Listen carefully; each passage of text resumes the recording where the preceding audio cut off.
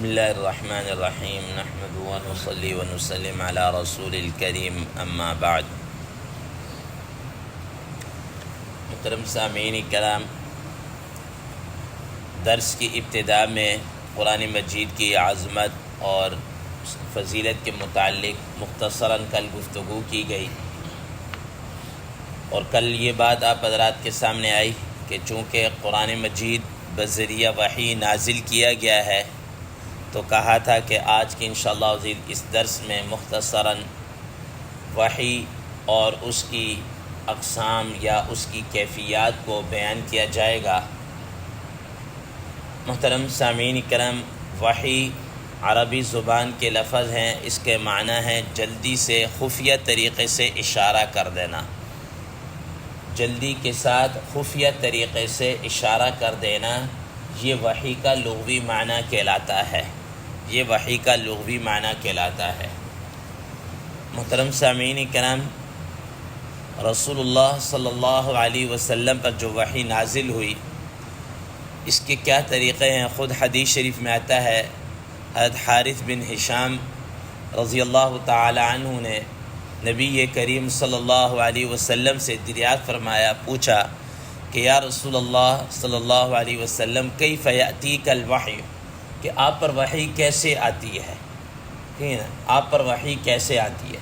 تو آپ صلی اللہ علیہ وسلم نے اس کے جواب میں ارشاد فرمایا کہ احیانا مثل صلصلۃ الجرس، کہ کبھی کبھار تو ایسا ہوتا ہے جیسا کہ گھنٹیوں کی آواز، جیسا گھنٹیوں کی آواز ہوتی ہے، اس طریقے سے کیا ہے وحی آ رہی ہوتی ہے۔ محترم سامعین کرام، حضرت محی الدین شیخ محی الدین ابن عربی رحمہ اللہ نے یہ لکھا ہے کہ یہ جو حدیث شریف میں وحی کی کیفیت کو گھنٹیوں کی آواز کے ساتھ تشبیہ دی گئی ہے، فرمایا کہ یہ اس وجہ سے دی گئی ہے کہ نمبر ایک، جب گھنٹی کی آواز، جب گھنٹیاں بجتی ہیں تو نمبر ایک مسلسل بجتی چلی جاتی ہیں، اور دوسرے نمبر پر کہ اس کی آواز کے اندر جب گھنٹی بج رہی ہو تو اس کی آواز کے اندر یہ نہیں ہوتا کہ کس جہت سے آواز آ رہی ہے، وہ آواز ہمہ جہت، ہر طرف سے وہ کیا ہے سنائی دے رہی ہوتی، ہر طرف سے کیا ہے محسوس ہو رہی ہوتی ہے۔ تو فرمایا کہ قرآن مجید کو یہ فرمایا کہ صلصلۃ الجرس، یہ انہی وجہ سے اس کو تشبیہ دے دی آپ صلی اللہ علیہ وسلم نے۔ ظاہر ہے اب صحیح اس کا ادراک تو صحیح طریقے سے جب تک انسان اس کا ادراک نہ کر لے تب تک تو ممکن نہیں ہے، لیکن رسول اللہ صلی اللہ علیہ وسلم نے ہمارے ذہنوں کے قریب کرنے کے لیے آپ صلی اللہ علیہ وسلم نے ایک مثال کو کیا کر دیا، بیان فرما دیا کہ جیسا کہ گھنٹیاں کی آواز، یعنی نمبر ایک وحی کے اندر ایک تسلسل ہوتا تھا، اور دوسرے نمبر پر کہ وحی جناب ہمہ جہت ہوتی تھی، کس جہت سے اس کی آواز آتی ہے یہ نہیں پتہ چل سکتا تھا، اور چونکہ اللہ تبارک و تعالیٰ کے ذات عالیہ بھی ہمہ جہت ہیں، ٹھیک ہے نا، یہ نہیں کہ کسی ایک خاص جہت کے اندر محدود ہیں، اس وجہ سے مثل صلصلۃ الجرس کہا گیا۔ محترم سامعین کرام، حضرت امی عائشہ صدیقہ رضی اللہ تعالی عنہ اس کیفیت کے متعلق فرماتی ہیں کہ رسول اللہ صلی اللہ علیہ وسلم پر جب یہ وحی کے نزول کی یہ کیفیت ہوتی تو فرمایا کہ یہ سب سے زیادہ، خود رسول اللہ صلی اللہ علیہ وسلم فرمایا ہوا اشد علیہ، کہ یہ کیفیت سب سے زیادہ مجھ پر سخت ہوتی تھی، سب سے زیادہ سخت ہوتی تھی۔ حضرت امی عائشہ صدیقہ رضی اللہ تعالی عنہ فرماتی ہیں، حضرت امی عائشہ صدیقہ رضی اللہ تعالی عنہ فرماتی ہیں کہ میں نے کئی دفعہ دیکھا کہ سخت سردی کا موسم ہوتا، رسول اللہ صلی اللہ علیہ وسلم کے پسینہ جو پیشانی تھی اس کے اوپر پسینہ جناب علیہ ایسا پانی کی طرح کیا ہے بہہ رہا ہوتا، یعنی کثرت کے ساتھ کیا ہے پسینہ آ رہا ہوتا تھا، یہ آپ صلی اللہ علیہ وسلم کی کیفیت۔ اور ویسے بھی وحی کے اندر ایک خود اپنا ایک ثقل ہوتا ہے، ایک بوجھ ہوتا ہے، یہ ایسا بوجھ ہے کہ خود قرآن مجید میں اللہ تبارک و تعالیٰ نے اس کو ارشاد فرمایا، لو انزلنا هذا القرآن على جبل لرأيته خاشعا متصدعا من خشية اللہ، کہ اگر اس قرآن مجید کو، اس کا اتنا بوجھ ہے، اگر ہم اس کو پہاڑوں کے اوپر اتارتے تو پہاڑ بھی اس کو برداشت نہ کر سکتے، متصدعا من خشیت اللہ، اللہ کے خوف سے، خشیت سے وہ کیا ہو جاتے، پھٹ جاتے، ریزہ ریزہ کیا ہے ہو جاتے۔ لیکن رسول اللہ صلی اللہ علیہ وسلم کو اللہ تبارک و تعالیٰ نے یہ تحمل عطا فرمایا تھا کہ آپ صلی اللہ علیہ وسلم اس وحی کے بوجھ کو کیا کرتے تھے؟ برداشت کرتے تھے۔ حدیث شریف میں آتا ہے کہ رسول اللہ صلی اللہ علیہ وسلم پر ایک مرتبہ یہ وحی نازل ہوئی تو آپ صلی اللہ علیہ وسلم اپنی مشہور زمانہ جو اونٹنی تھی قصوہ، اس کے اوپر کیا ہے تشریف فرماتے، اور یہ اونٹنی عام اونٹنیوں سے ذرا جسامت کے اندر بھی خوب تھی، اور اپنے جناب طاقت کے اندر بھی دوسروں سے کیا ہے بھرپور تھی۔ تو آپ صلی اللہ علیہ وسلم اس پر تشریف فرماتے کہ نزول وحی نازل ہونا شروع ہو گئی، تو وہ اس اونٹنی اس وحی کے اس بوجھ کو برداشت نہ کر سکی۔ ظاہر اونٹ کھڑے تھے اور وہ جناب وحی کے بوجھ سے بالکل نیچے کیا ہے زمین کے ساتھ لگ گئی۔ حضرت زید بن حارث رضی اللہ تعالی عنہ فرماتے ہیں کہ ایک مرتبہ رسول اللہ صلی اللہ علیہ وسلم کیا آپ صلی اللہ علیہ وسلم کی ران جو ہے وہ میری ران کے اوپر تھی، تو آپ صلی اللہ علیہ وسلم پر وحی نازل ہونا شروع ہو گئی۔ کہتے ہیں کہ اس کا اتنا بوجھ تھا کہ میری قریب تھا کہ میری ران کیا ہے ٹوٹ جاتی، میری ٹانگ ٹوٹ جاتی۔ وہ فرماتے ہیں کہ ایسا کہ جیسا کہ کسی نے ایک پہاڑ جو ہے میری ٹانگ کے اوپر لا کر کیا ہے رکھ دیا ہو، ٹھیک ہے نا، ایسا وحی کے اندر ثقل اور کیا ہوتا تھا، بوجھ ہوتا تھا۔ تو حضرت امی عائشہ صدیقہ رضی اللہ تعالیٰ عنہ فرماتی ہیں کہ رسول اللہ صلی اللہ علیہ وسلم فرماتے ہیں یہ وحی کی یہ جو کیفیت ہوتی سب سے زیادہ سخت میرے اوپر یہ کیفیت ہوتی تھی۔ محترم سامعین کرام، کبھی کبھار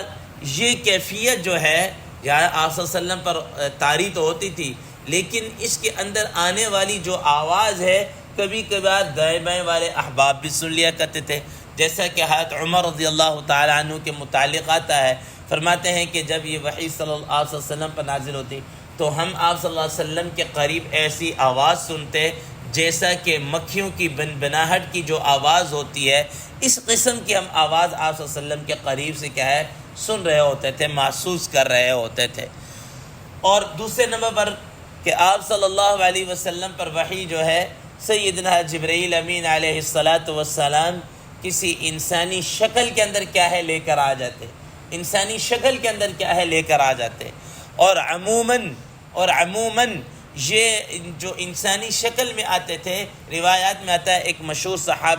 صحابی حضرت دحیہ کلبی رضی اللہ تعالی عنہ ان کی شکل میں آیا کرتے تھے۔ چونکہ حضرت دحیہ کلبی رضی اللہ تعالی عنہ کو اللہ تبارک و تعالی نے بڑی ظاہری حسن سے نوازا تھا، تو حضرت جبریل امین علیہ السلام عموماً ان کی شکل میں کیا ہے آیا کرتے تھے، کبھی کسی اور کی شکل میں بھی آیا کرتے۔ آپ حضرات نے جیسا کہ سنا کہ حضرت جبریل امین علیہ السلام ایک مرتبہ رسول اللہ صلی اللہ علیہ وسلم کے پاس آئے۔ حضرات صحابہ کرام رضوان اللہ تعالیٰ علیہ مجمعین فرماتے ہیں کہ ایک شخص آیا بڑے سفید لباس پہنے ہوئے، مسافر لگ رہا تھا لیکن سفر کے آثار اس پر کوئی نہیں تھے۔ رسول اللہ صلی اللہ علیہ وسلم کے گھٹنے کے ساتھ گھٹنا ملا کر بیٹھ گیا اور آپ صلی اللہ علیہ وسلم سے کیا ہے سوالات کر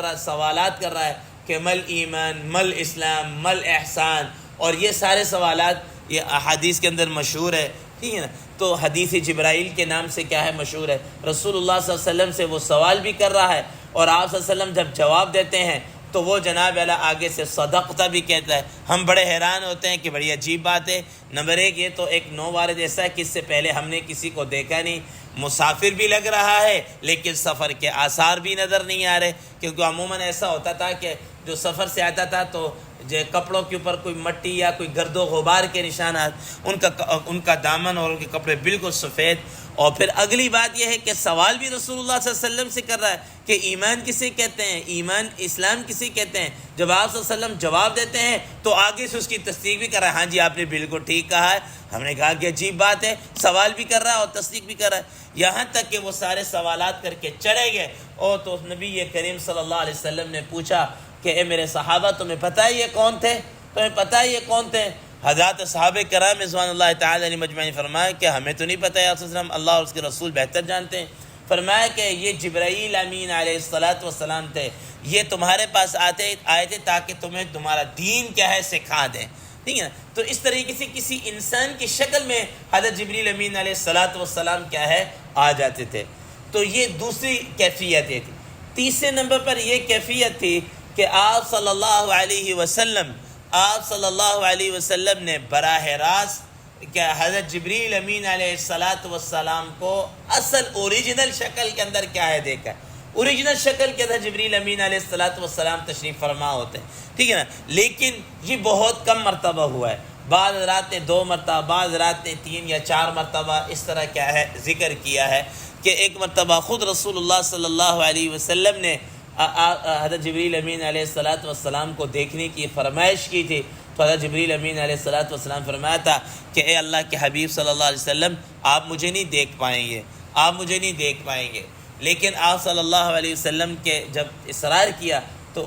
حضرت جبریل امین علیہ السلام نے اپنی اوریجنل شکل میں کہ جس کو رسول اللہ صلی اللہ علیہ وسلم دیکھ کر تاب نہ لا سکے اور بے ہوش ہو گئے. اور بعض روایات کے اندر آتا ہے, یہ بھی آتا ہے کہ آپ صلی اللہ علیہ وسلم نے حضرت جبریل امین علیہ السلام کو معراج کے موقع پر, ٹھیک ہے نا, اپنی اوریجنل حالت کے اندر دیکھا کہ آپ صلی اللہ علیہ وسلم فرمایا کہ جبریل امین علیہ السلام کے 600 پر ہیں, 600 بازو ہیں. فرمایا کہ 2 بازو اگر وہ کھول دیں تو مشرق سے مغرب کو کیا کر دیں, وہ ڈھانپ دیں. یہ حضرت جبریل امین علیہ السلام کو نبی صلی اللہ علیہ وسلم اوریجنل شکل میں دیکھا. اوریجنل شکل کے اندر حضرت جبریل امین علیہ السلام نے کوئی وحی کیا ہے نازل کی. تیسرے نمبر پر خود اللہ تبارک و تعالیٰ سے رسول اللہ صلی اللہ علیہ وسلم نے براہ راست ہم کلام ہو کر کیا ہے آپ صلی اللہ علیہ وسلم نے ان سے وحی لی ہو. آپ صلی اللہ علیہ وسلم جیسا کہ معراج کے موقع پر یہ ہے, ٹھیک ہے نا, معراج کے موقع پر. اور اسی طریقے سے اور ظاہر ہے کہ اس کے اندر بھی قرآن مجید کا نزول کیا ہے بہت کم ہوا ہے. جیسا کہ حدیث شریف میں خود آتا ہے رسول اللہ صلی اللہ علیہ وسلم فرمایا کہ معراج کے موقع پر آپ صلی اللہ علیہ وسلم نے میرے ساتھ فَأَوْحَى إِلَىٰ عَبْدِهِ مَا أَوْحَى, ٹھیک ہے, جو اللہ تبارک و تعالیٰ نے وحی کرنی تھی, جو باتیں کرنی تو بتا دیا تھا, ٹھیک ہے نا. اور اسی کے اندر یہ بھی تھا کہ خاص طور پر آپ صلی اللہ علیہ وسلم کو کیا کہتے ہیں اپنا سورہ بقرہ کی جو آخری آیات ہیں وہ آپ صلی اللہ علیہ وسلم کو دی گئی, اور نماز کا حکم جو ہے وہ آپ صلی اللہ علیہ وسلم کو کیا ہے دیا گیا. تو بہرحال یہ بھی ایک کیا ہے نزول کی ایک وحی کی کیفیت ہے. اسی طریقے سے آپ صلی اللہ علیہ وسلم کو خواب کے اندر اللہ تبارک و تعالیٰ کی زیارت ہو جانا اور خواب کے اندر کیا ہے کچھ بتا دینا, یہ بھی وحی کی ایک کیا ہے کیفیت ہے. اسی طریقے سے رسول اللہ صلی اللہ علیہ وسلم کے بسا اوقات دل کے اندر کیا ہے کوئی چیز الہام کر دی جاتی تھی, دل کے اندر کیا ہے کوئی چیز الہام کر دی جاتی تھی. حدیث اس کو کیا کہتے ہیں شریعت کے اصطلاح میں نفس فی الروع کہتے ہیں کہ دل کے اندر کسی چیز کا الہام کر دینا, دل کے اندر کسی چیز کا کیا ہے القاء کر دینا, یہ بھی کیا ہے ایک وحی کی ایک کیفیت تھی, وحی کی کیا ہے ایک کیفیت تھی. تو محترم سامعین کرام, جیسا کہ حدیث شریف میں آتا ہے کہ جبریل امین علیہ السلام نے میرے دل کے اندر ڈالا نفس فی روعی, ٹھیک ہے نا, ان النفس لن تموت حتی تستکمل رزقها, او کما قال علیہ السلام, کہ میرے دل کے اندر یہ بات ڈالی گئی کہ کوئی آدمی بھی اس وقت تک کیا ہے مر نہیں سکتا جب تک کہ جناب اللہ اس کو کیا ہے, جب تک لن تموت حتی تستکمل رزقها, ہرگز نہیں مر سکتا جب تک وہ اپنا رزق کیا ہے پورا نہ کر لے, جب تک وہ اپنا رزق کیا ہے پورا نہ کر لے. تو یہ نبی صلی اللہ علیہ وسلم پر کیا ہے یہ وحی نازل ہوتی تھی, اور اس وحی کے نزول کی یہ مختلف کیا ہے کیفیات تھی. اور آپ صلی اللہ علیہ وسلم پر سب سے زیادہ کیا ہے وحی نازل ہوئی ہے. ہمارے استاد محترم حضرت شیخ الحدیث حضرت مولانا مشرف علی صاحب تھانوی نور اللہ مرقتہ, جو جنت البقیع کے اندر مدفون ہے, وہ فرمایا کرتے تھے کہ علامہ آلوسی رحمہ اللہ نے یہ بات لکھی ہے اپنی تفسیر روح المعانی کے اندر, یہ بات لکھی ہے کہ جتنے بھی حضرات انبیاء علیہ السلام ہیں, کسی پر 50 مرتبہ مثال کے طور پر وحی آئی, کسی پر 20 مرتبہ, کسی پر کتنی مرتبہ, کسی پر کتنی مرتبہ, ٹھیک ہے نا. اور نبی کریم صلی اللہ علیہ وسلم پر جو وحی آئی فرماتے ہیں کہ 24,000 مرتبہ آپ صلی اللہ علیہ وسلم پر کیا ہے وحی نازل ہوئی, 24,000 مرتبہ, ٹھیک ہے نا. اب آپ اس سے اندازہ لگا لیجئے کہ رسول اللہ صلی اللہ علیہ وسلم پر یہ سب سے زیادہ وحی نازل ہوئی, اور آپ صلی اللہ علیہ وسلم سب سے زیادہ اس وحی کے بوجھ کو کیا ہے آپ صلی اللہ علیہ وسلم نے برداشت کیا, ٹھیک ہے نا. یہ جو روایات میں آتا ہے نا کہ آپ صلی اللہ علیہ وسلم کا مختلف اوقات کے اندر شق صدر کیا گیا, ٹھیک ہے نا, اور جس میں یہ ہے کہ جس وقت آپ صلی اللہ علیہ وسلم کو نزول وحی سے پہلے, نبوت ملنے سے پہلے بھی آپ صلی اللہ علیہ وسلم کا جو شق صدر کیا گیا, اوپن ہارٹ سرجری آپ کہہ لیجئے, کہ دل کو نکال کر چیر کر اس کو بالکل صاف کر کے دھو کے جو کیا گیا، پورا آپ حضرات نے واقعات یہ سنے ہوں گے۔ یہ فرماتے ہیں کہ اسی وجہ سے بھی تھا کہ اس سے تاکہ وحی کا جو ثقل ہے وحی کے ساتھ مناسبت ہو جائے، وحی کے بوجھ کو کیا کر لیں، برداشت کر لیں۔ وحی کی کیا ہے بوجھ کو برداشت کرنے کے لیے یہ کیا شق صدر کیا گیا، اور اس میں کیا تھی، یہ حکمتیں تھیں۔ تو محترم سامعین کرام، آج کے ہم نے درس کے اندر کیا کہتے ہیں اپنا یہ نزول وحی اور اس کی متعدد جو کیفیات تھی اور اس کی جو اقسام تھی اس کو ہم نے کیا کیا، بیان کیا۔ کل کے سبق میں انشاءاللہ، کل کے درس میں، کہ نبی صلی اللہ علیہ وسلم پر جو سب سے پہلے وحی نازل ہوئی اس کا واقعہ کیا ہے، آپ حضرات کے علم میں ہے لیکن پھر بھی اس کو بیان کر دیا جائے گا۔ اور پھر قرآن مجید کے جو نزول ہیں اس کے متعلق اللہ تبارک و تعالی نے جو طریقہ بیان کیا، نزول اور انزال، ایک انزال ہے اور ایک تنزیل ہے، اس کے متعلق کیا فرق ہے، اور اس کے متعلق، اور قرآن مجید کو تھوڑا تھوڑا کر کے نازل کرنے کی جو حکمتیں ہیں اس کے متعلق انشاءاللہ العزیز کل کے درس میں گفتگو کی جائے گی۔ اللہ تبارک و تعالی سے دعا ہے اللہ تبارک و تعالی ہمیں اس پر عمل کرنے کی کیا ہے توفیق عطا فرمائے۔ وآخر دعوانا ان الحمد للہ۔